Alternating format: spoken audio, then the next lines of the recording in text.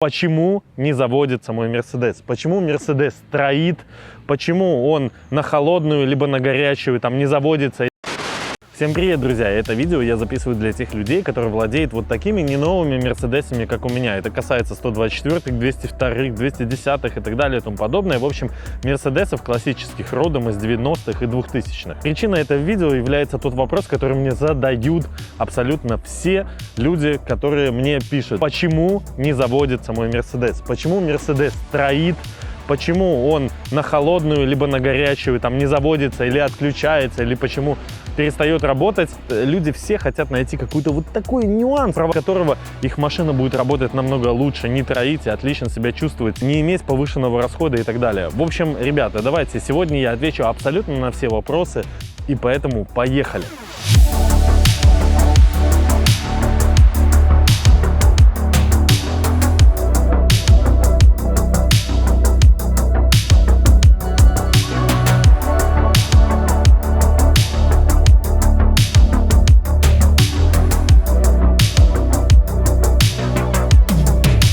Все мы знаем, что двигатели родом из 90-х, Mercedes, они очень надежные, то есть они ходят и по 500 бензиновые, и по 600 тысяч без проблем. Но какой смысл с того, если вы взяли машину именно сейчас?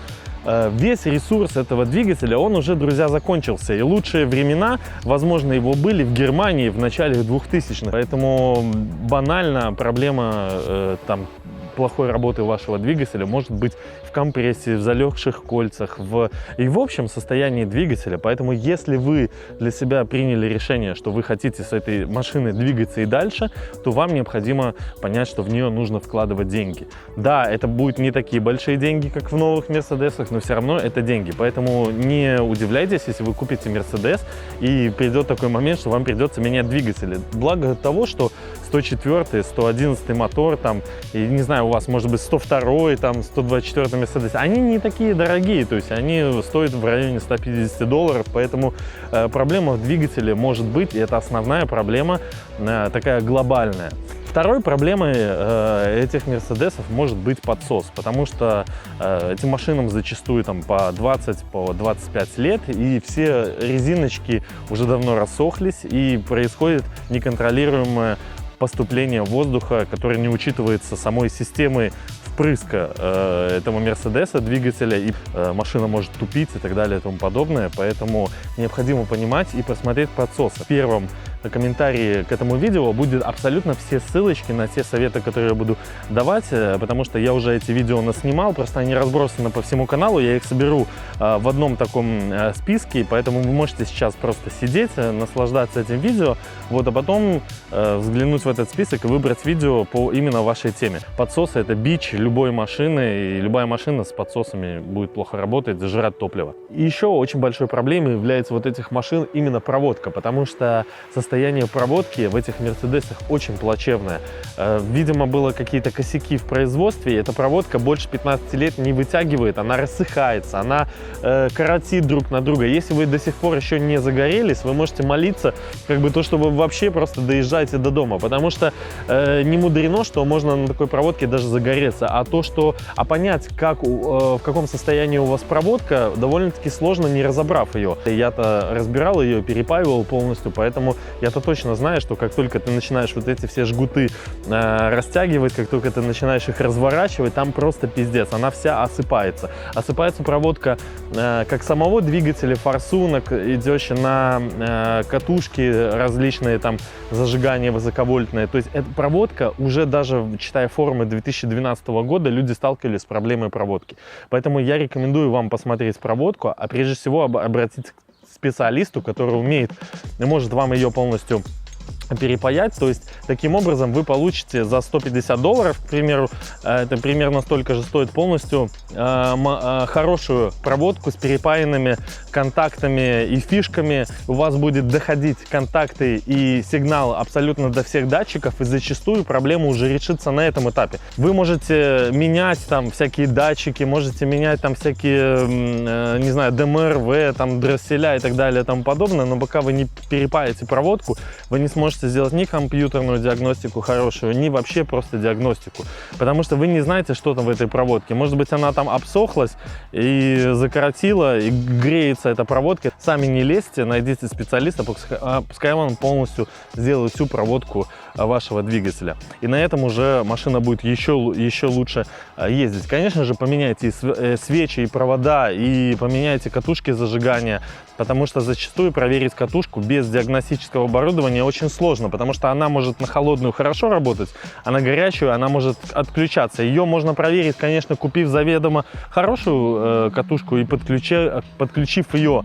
Вот. Но, тем не менее, катушки — это такое дело, то есть они не такие дорогие, в принципе, но без диагностического оборудования вы их не проверите. Еще хотел бы сказать, что проблема 202-х Мерседесов, именно ихняя проблема, 124-х, 210-х не так, конечно. Тут бак есть определенной такой формы, да, разделенной на две части, он крепится к днищу. Поэтому есть проблема полубака. То есть имеется в виду, что вы можете на полубака заглохнуть. То есть вроде бы в машине есть бензин, да, а ехать вы никуда не можете, пока вы не заправите полностью весь бак. Это проблема насоса перекачки, насосов и так далее и тому подобное, загрязненности бака. Снять его очень сложно. Я ссылочку тоже на видео оставлю, где я все подробно объясняю. В общем, проблема может быть полубака.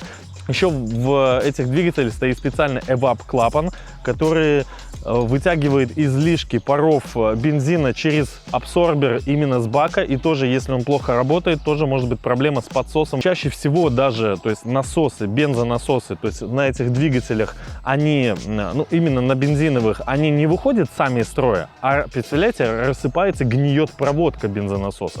То есть бензонасос может быть в хорошем состоянии, а проводка может полностью разгниться.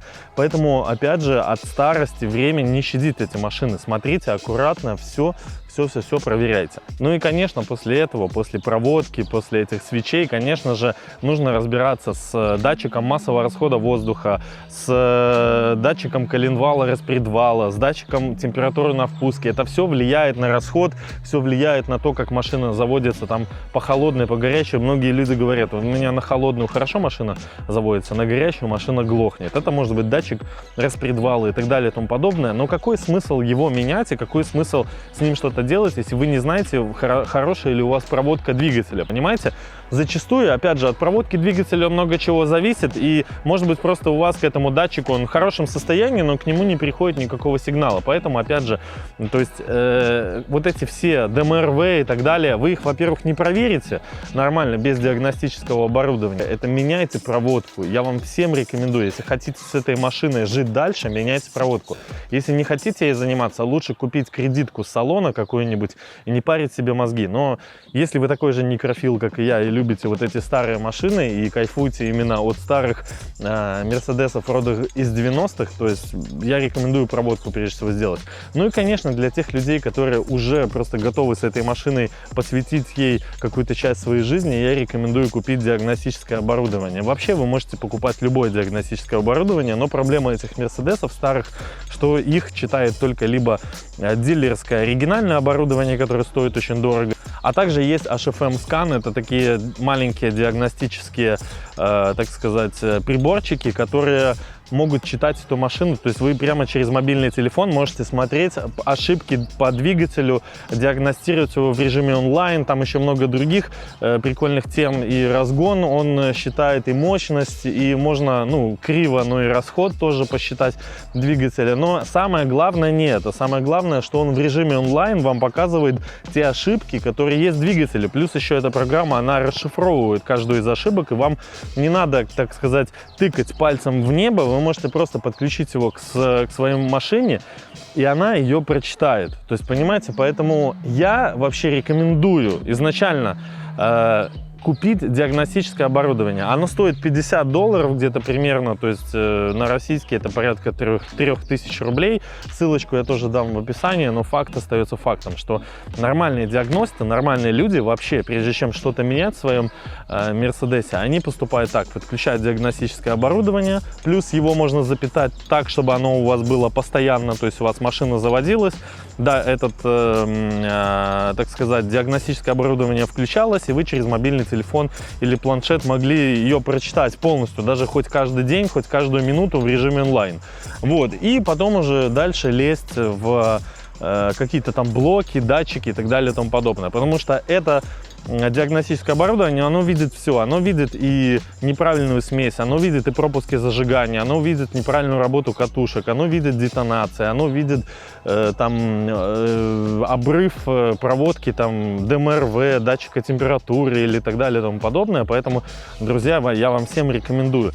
Но чаще всего люди, вот я насколько понял, не готовы платить $50 там за диагностическое оборудование. Они считают, что они смогут пальцем в небо, в попу тыкнуть и найти эту проблему. Чаще всего я даже сталкивался с теми, кто пишет мне один и тот же вопрос, почему у меня плохо работает машина. Он заменил там все, он уже ее вложил там в датчик массового расхода воздуха, в катушки, все это напокупал, все это поменял и так и не решил свою проблему. Он вложил $150-200, он не решил эту проблему, до сих пор ищет пальцем в небо, тыкая вот эту проблему. Поэтому я рекомендую вам быть здравым, экономить свое время, купить любую диагностику, неважно эту, можете дилерскую, оригинальную, любую купить и диагностировать все-таки свою машину с помощью нормальной диагностики. Тогда это сэкономит вам время, нервы, деньги и так далее и тому подобное. В общем, я надеюсь, я ответил на все вопросы. Ссылочки на все видео, на весь материал для изучения я дам внизу. И я почему записал это видео? Потому что этот вопрос мне задают не просто, ладно, раз в неделю, почему-то машина нехорошо работает, а мне это задают каждый день. Мне приходится каждому человеку это объяснять. Поэтому я решил записать это видео для того, чтобы облегчить и вам, и мне жизнь. Спасибо, ребята. Я желаю, чтобы машины эти, несмотря на свой возраст, они чувствовали в ваших руках себя очень хорошо. Любите их, и они будут отвечать вам тем же.